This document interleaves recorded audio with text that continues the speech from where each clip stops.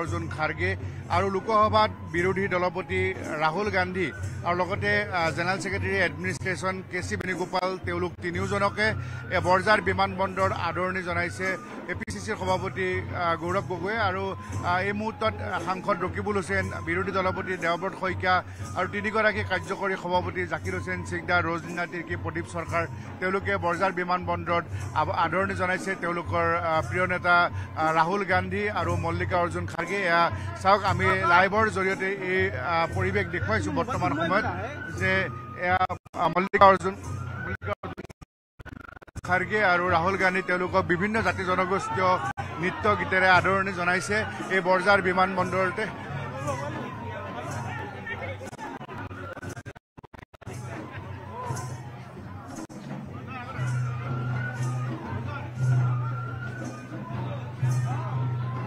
হয় তেওঁলোকে কংগ্ৰেছৰ নেতাকৰ্মীসকলৰ লগত তেখেতসকলে মত বিনিময় কৰিছে এই বৰঝাৰ বিমানবন্দৰতে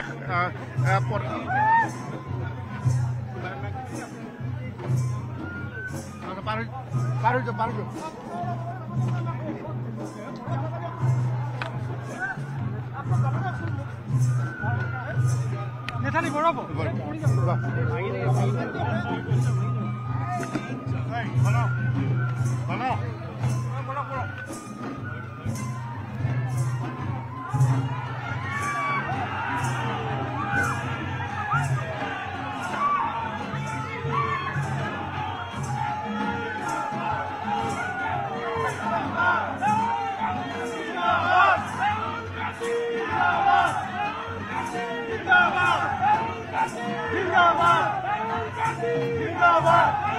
আজি মল্লিকা অৰ্জুন খাৰ্গে আৰু ৰাহুল গান্ধীয়ে ইয়াতে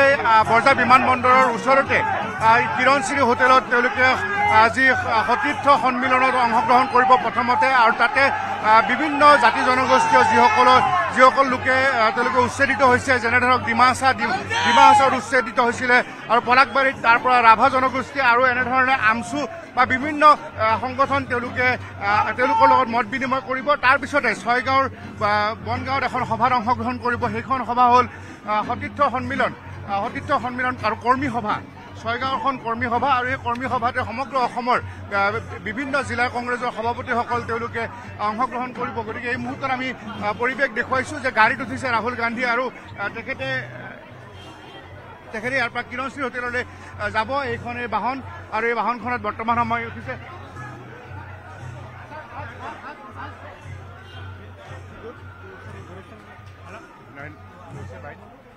গৌৰৱ গগৈ জিতেন্দ্ৰ সিং কেচি বেণুগোপাল তেওঁলোকে আদৰণি জনাইছে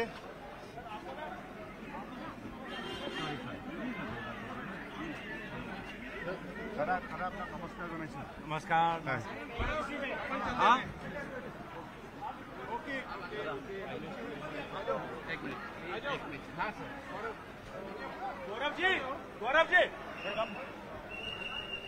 जितेंद्र जी नमस्ते क्या हाल है हाँ बढ़िया হয়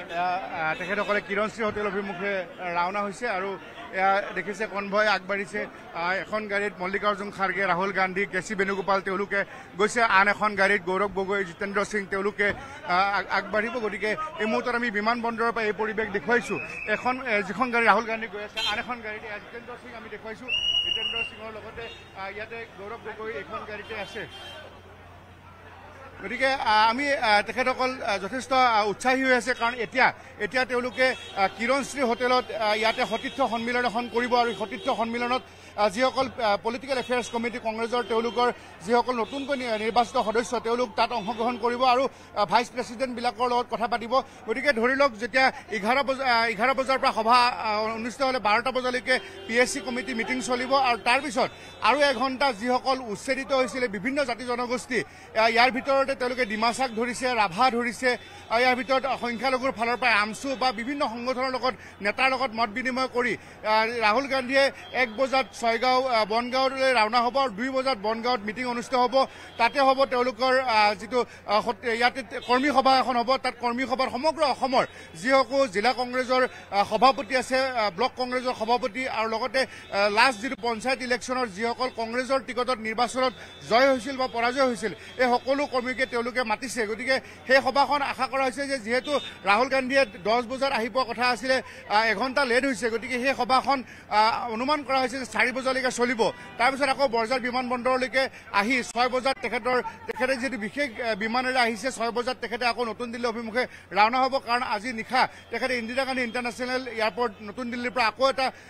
ঠাইলৈ তেখেতে আৰু মল্লিকাৰ্জুন খাৰ্গে দুয়োজনে যাব গতিকে আজি এদিনীয়া ভ্ৰমণসূচী লৈ বহুদিনৰ মূৰত ৰাহুল গান্ধীয়ে তেখেতে আহিছে কাৰণ ইয়াৰ আগতে ভাৰত জোড়ো ন্যায় যাত্ৰাৰ সময়ত তেখেতে আহিছিলে আৰু তাৰপিছত আহিছে কৃষ্ণা তোমাক পাইছোঁ কৃষ্ণা হ'ল SC তেখেতসকলৰ চেয়াৰমেন হয় আজি ৰাহুল গান্ধী প্ৰিয় নেতা আপোনালোকৰ আহিছে কি ক'ব সঁচাকৈ খুব ভাল লাগিছে যিহেতু আমাৰ অসম প্ৰদেশ কংগ্ৰেছ কমিটিৰ সভাপতি শ্ৰী গৌৰৱ গগৈ ডাঙৰীয়াই নতুনকৈ সভাপতিত্বৰ দায়িত্ব লাভ কৰিছে আজি গোটেই অসমখন মানে এনেকুৱা হৈ গৈছে যে বহাগ বিহু গতিকে এতিয়া ৰাইজে গম পাইছে যে অৰুণোদয় নামত ইমান ফাঁকি ফুকা দি মহিলাসকলক কৈছে যে আমি লাখপতি বনাম কিন্তু লাখপতি হৈছে খুদ MLA MP মিনিষ্টাৰ ৱাইফবিলাক লাখপতি হৈছে আজি কোনো সাধাৰণ মহিলা লাখপতি হ'ব পৰা নাই গতিকে চৰকাৰখনে মানুহক বুৰ্বক বনাব নোৱাৰে গতিকে এই চৰকাৰখনক আমি সকলোৱে গৰিহণা দিছোঁ কাৰণ ইমানখিনি সিদিনাখন গৰুখুটি যিটো এটা ইমান ডাঙৰ এটা প্ৰকল্প আজি গৰুখিনি যে চুৰ কৰিছে কাক বিকিছে আজিলৈকে তথ্য একোৱেই নাইকিয়া গতিকে আমি চিডিউল কাষ্ট ডিপাৰ্টমেণ্টৰ ফালৰ পৰা আমি দাবী জনাইছিলোঁ যে 1885 কোটি টকা তেওঁলোকে ক'ত খৰচ কৰিলে আজিলৈকে হিচাপ দিব পৰা নাই এই চৰকাৰখনৰ ৰাইজে চাই আছে এই শিক্ষা 26 চনত দিব আমি তোমালোক কথা পাতিম আপুনি ধেমাজিৰ পৰা আহিছে যোৱাকালিও আপুনি পৰ্যবেক্ষণ কৰিছিলে কি ক'ব আমি মানে বহুত মনটো ভাল লাগি আছে আমাৰ অসমলৈ ৰাহুল গান্ধী আহিছে আৰু সকলোৱে হাবিয়া হৈ আছে এখন যিখন মিটিং হ'ব সেইখন সকলো ৰাইজক মানে যিবিলাক মেইন মানে হেৰিবিলাক তেখেতলোকৰ লগত আলোচনা হ'ব গতিকে আমি হাবিয়া হৈ কিনি আছোঁ আৰু এই বস্তুটো আমাৰ যিখন এখন যুঁজ হ'ব বুলি কোৱা হৈছে সেই যুঁজখনত আমি সকলোৱে মানে এই ৰাহুল গান্ধী অহাৰ পাছতে আমাৰ এখন মানে ডাঙৰ এখন যুঁজ হ'ব আৰু আজি যিখিনি ৰাহুল গান্ধী আহিছে ৰাহুল গান্ধীয়ে মোক হেণ্ডশ্বেক দিলে আৰু মই ক'লোঁ যে I am Ruma Devi from Dhemaji okay বুলি ক'লে হাতখন ধৰি আছিলোঁ এৰি দিয়া বুলি ক'লে গতিকে